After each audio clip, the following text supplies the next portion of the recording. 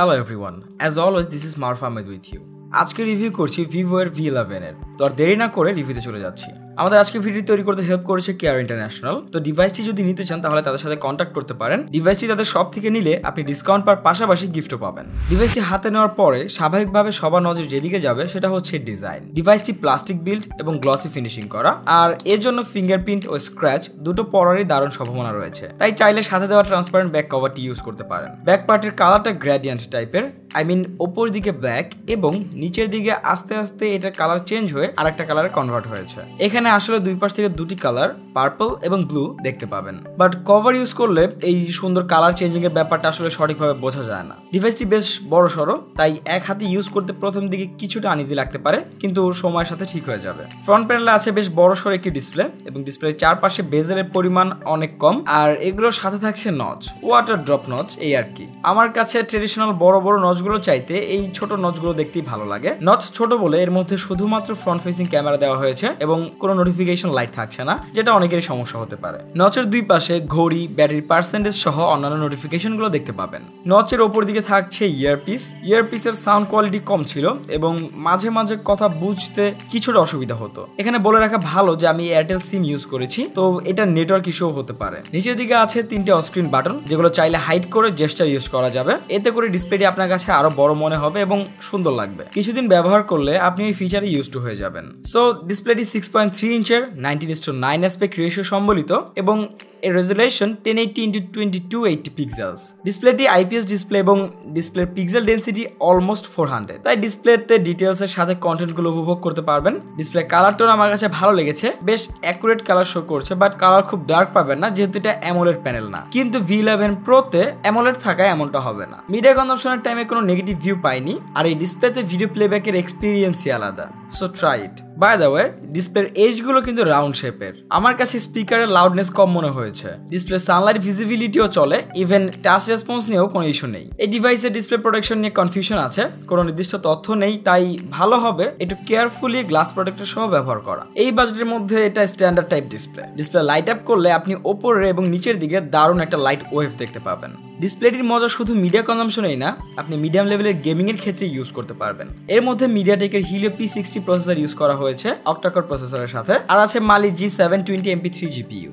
আর এই হার্ডওয়্যারগুলোর কম্বিনেশনের সাথে আছে 4GB RAM। তো এই সব কিছু মিলিয়ে আপনি মোটামুটি বেশ ভালো লেভেলের পারফরমেন্স পাবেন। আমার চালানোর সময়কালে আমি তেমন কোনো ল্যাগ বা স্লো ডাউন খেয়াল করিনি। নর্মাল টু মিড লেভেলের ইউজে আপনাকে হতাশ করবে না এই ডিভাইসটি, বাট গেমিং সেকশনটা আশানুরূপ না। আমি পাবজি মিড গ্রাফিক্সে প্লে করার পরও ল্যাগ পেয়েছি কিছুটা। এমনিতে আপনি অন্যান্য গেমসগুলো মিড গ্রাফিক্সে বেশ ইজিলি খেলতে পারবেন এবং নটযুক্ত রাউন্ড এজ থাকার পরও খুব বেশি ডিটেলস হারাবেন না। এর মধ্যে ভালো ব্যাপার হচ্ছে ডিভাইসটিতে ওভারহিটিং নেই। সো ডিভাইস কেনার জন্য গেমিং যদি আপনার মেন চাহিদার একটি হয়ে থাকে তাহলে V11 Pro বা পোকো ফোন অথবা এই বাজেটের আশেপাশে ফোনগুলো দেখতে পারেন। ফিঙ্গারপ্রিন্ট এবং ফেস আনলক ফাস্ট এবং অ্যাকুরেট ছিল, বিশেষ করে এর ফেস আনলকটা। লো লাইটের ফেস ঠিকভাবে ডিটেক্ট করার জন্য ডিসপ্লে থেকে এক্সট্রা লাইট নির্গত হবে, এটা ভালো লেগেছে আমার কাছে। আর ফিঙ্গারপ্রিন্ট স্ক্যানার পজিশনও পারফেক্ট ছিল। এখন চলে আসি ভিভোর ক্লেম করা স্ট্রং পয়েন্টে। হ্যাঁ, ঠিকই ধরেছেন, ক্যামেরাতে।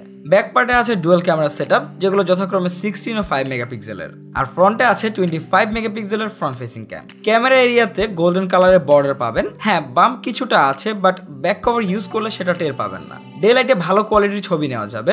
ডে লাইটের ছবি ডিটেলস, শার্পনেস ভালো এবং কালার কন্ট্রাস্টও চলে। আর এআই থাকছে যেটা দিয়ে ছবি তুললে আমার মতে কালারটা শুধুমাত্র কিছুটা এদিক ওদিক হয়, এটা ছাড়া তেমন কিছু না। পোর্ট্রেট মুডটা আমার কাছে ভালোই লেগেছে। এজ ডিটেক্ট ভালোভাবে করতে পারে, শুধুমাত্র আলোর তারতম্যের কারণে মাঝে মাঝে একটু প্যারা হতে পারে। এখন ফ্রন্ট ক্যামে চলে আসি। ফ্রন্টে 25 মেগাপিক্সেলের ক্যামেরা দিয়ে আপনি সাধারণ পিকচার তোলার পাশাপাশি পোর্ট্রেট মুডের ছবিও তুলতে পারবেন। ফ্রন্ট ক্যাম দিয়ে ডে লাইটে যে ছবি আসবে সেটা দারুণ। কোয়ালিটি ঠিক আছে, ইভেন পোর্ট্রেটও ঠিক আছে। ব্যাপার হচ্ছে ফেস একেবারে স্মুথ করে ফেলে এবং কিছুটা সাদা করে দেয়, এটা অনেকেরই ভালো লাগতে পারে, বিশেষ করে আপুদের। এটা দিয়ে ছবি তুললে আপনার মেকআপ না করলেও চলবে, জোকস অ্যাপার্ট। আর ফ্রন্ট ক্যামেরা সেলফি তোলার জন্য আপনি স্ন্যাপচ্যাটের মতো ফিল্টার ছাড়াও আরো অনেকগুলো ফিল্টার পাবেন, যেটা সেলফি লাভারদের কাজে আসবে। লো লাইটের ছবিগুলোতে প্রচুর আলো পাবেন, যেটা দেখতে ভালোই লাগবে, কিন্তু একটু ঠিক করে দেখলে বোঝা যাবে যে ডিটেলস এবং শার্পনেস কিছুটা কমে যাচ্ছে, বাট এখানে এটা স্বাভাবিক। আর যারা ফ্রন্ট ক্যাম বেশি ইউজ করেন, সেলফি লাভার বা মিউজিক্যাল ইউজার, তারা এটা দেখতে পারেন, আশা করি খুব ভালো লাগবে। ডিভাইসের নিচের দিকে থাকছে অডিও আউটপুট পোর্ট, যেটা প্লাস পয়েন্ট, কিন্তু তারা ভিভো V11 বা V11 প্রোতে কোনোটাতে USB-C দেয়নি, যেটা আসলে প্রাইসের সাথে যায় না। এই ডিভাইসের মধ্যে একই সাথে দুটি সিম এবং একটি মেমোরি কার্ড ইউজ করতে পারবেন, যেটা বেশ হেল্পফুল। ভিভো V11 এর মধ্যে ভিভোর ফান টাচ OS ইউজ করা হয়েছে। পাবেন অনেক customisation option, gesture, dual apps, control centre, easy touch এবং আইযুক্ত বেশ কিছু অ্যাপস।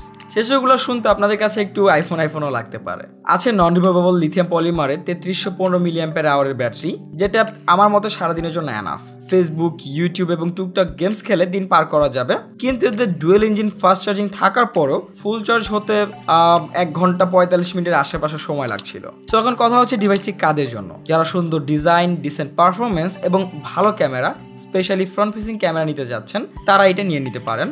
আর যদি এগুলোর সাথে আপনার পারফরমেন্স এবং নতুন টেকনোলজি, ইন ডিসপ্লে ফিঙ্গারপ্রিন্টের প্রয়োজন হয়, তাহলে নিতে পারেন V11 Pro বা এই বাজেটের অন্যান্য ডিভাইসগুলো। চ্যানেলটা একটু ঘুরে আসুন, আশা করি সেগুলো পেয়ে যাবেন। সো ফ্রেন্ডস, এই ছিল ভিভো V11 এর ফুল রিভিউ। আশা করি ভিডিওটি আপনার ভালো লেগেছে। ভালো লেগে থাকলে অবশ্যই ভিডিওটি লাইক করবেন, শেয়ার করবেন। কোনো প্রবলেম বা কোয়েশ্চেন থাকলে নিচে কমেন্ট বক্সে কমেন্ট করবেন এবং নেক্সট ভিডিওগুলো পাওয়ার জন্য অবশ্যই চ্যানেলটিকে সাবস্ক্রাইব করে রাখবেন। তো নেক্সট ভিডিও আসা পর্যন্ত আপনারা সকলে ভালো থাকবেন, সুস্থ থাকবেন। ধন্যবাদ।